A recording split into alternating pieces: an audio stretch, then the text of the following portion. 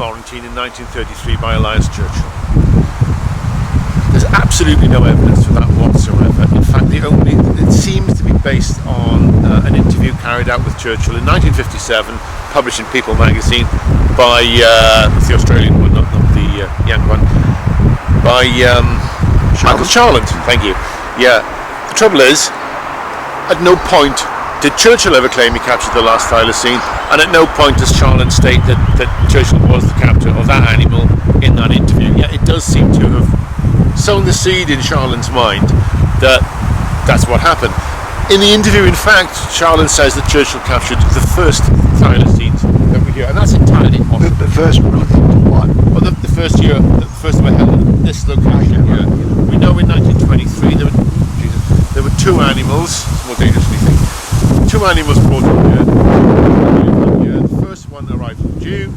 It had, all we know about it is that it said it had an injured paw, and it was still off display the following month. Now there is a photograph, undated, that and completely unattributed, that shows two animals in this enclosure. That not clear enough to be able to do any comparison of the pattern, but what we can definitely see in that is that one of the animals has I can't remember if it's left or right, but one of its back legs, one of its back feet is 50% amputated.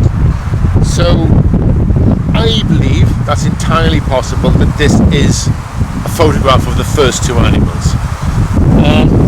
So beyond the fact that they were here in this enclosure, there's nothing more we can say about that, but I think it's entirely likely.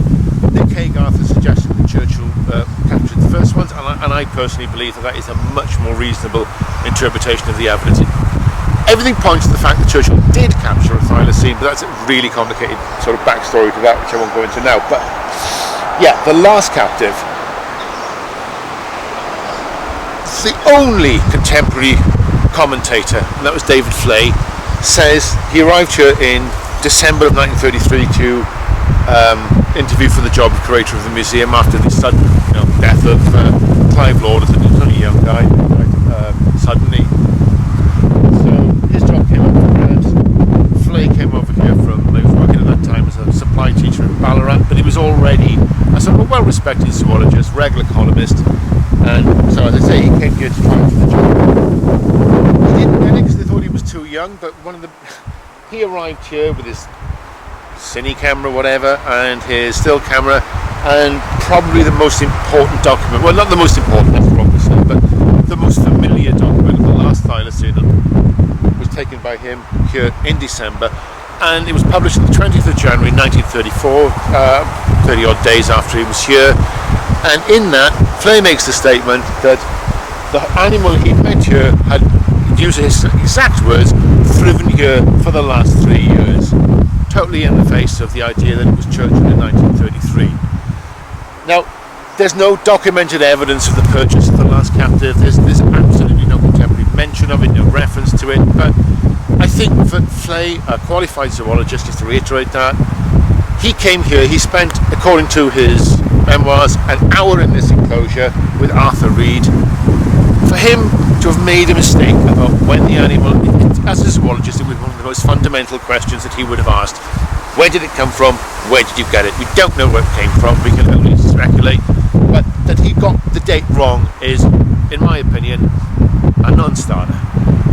So the idea of 1933 seems to come from, first postulated by Michael Charland in 1962 in his book.